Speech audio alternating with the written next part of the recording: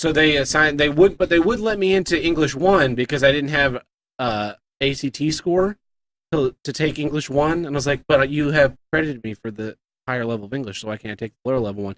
So we went back and forth, back and forth. They ended up putting through in like all kinds of overrides in my student whatever. And inadvertently, I got enrolled in an international students English class. So it's like, it's me and then a bunch of people from China and Africa and Russia and stuff like that. I was like, wow, this is painfully easy. Yeah. But that counts the same for me, a native speaker, as it does for them. Like, oh, well, fuck it.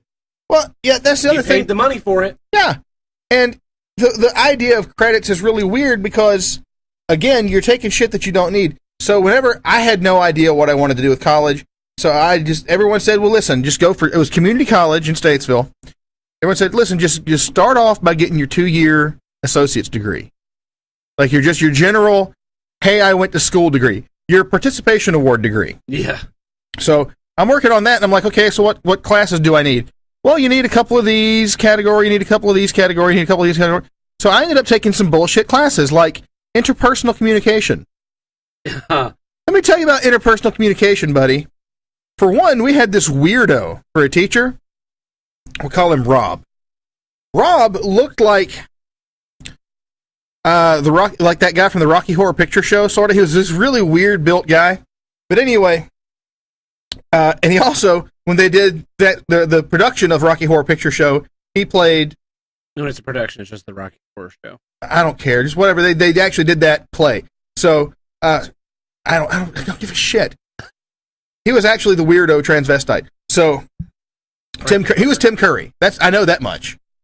So we're in his class, and he starts going on about didactic relationships and shit. And so he's basically saying, like, you're going to go through several didactic relationships in your life. And you're like, yeah, it's called fucking. We get that part.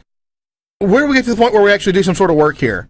Like, I get any 2-year-old understands the theory of interpersonal communication where you're talking to somebody else. There's not a whole lot deeper to go in that. So let's not spend 3 weeks on that.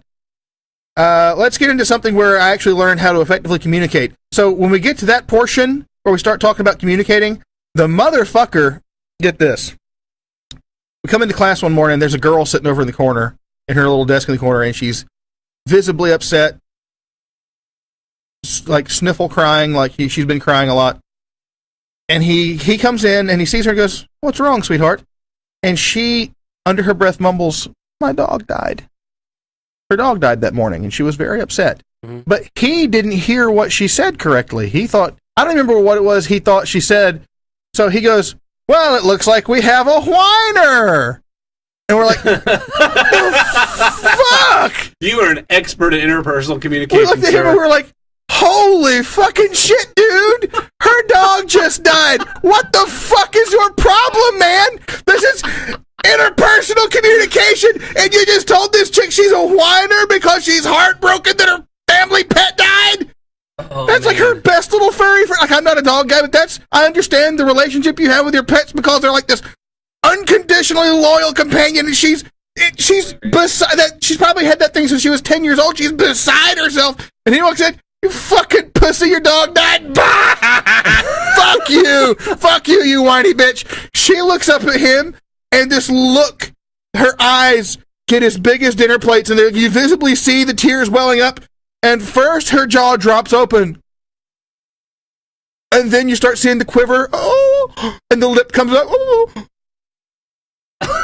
And she just recoils in mortified horror. And we're all like, people actually got up and put their arms around this chick. And she's like, her hands are shaking because she feels like she's just been attacked in this vulnerable moment. And then the rest of us are looking at him like, Rob, you're kind of a fucking asshole, right? Like, I mean, everyone wants to yell like I just did, but you got to be understated because it's in college. Like, she said her dog died, you fucking prick. And he's like, I guess I should have worn my lime-flavored shoes. Ba-doom. Wow. What the fuck? Yeah. And that joke makes it all better. Right on, but You that's did it. college.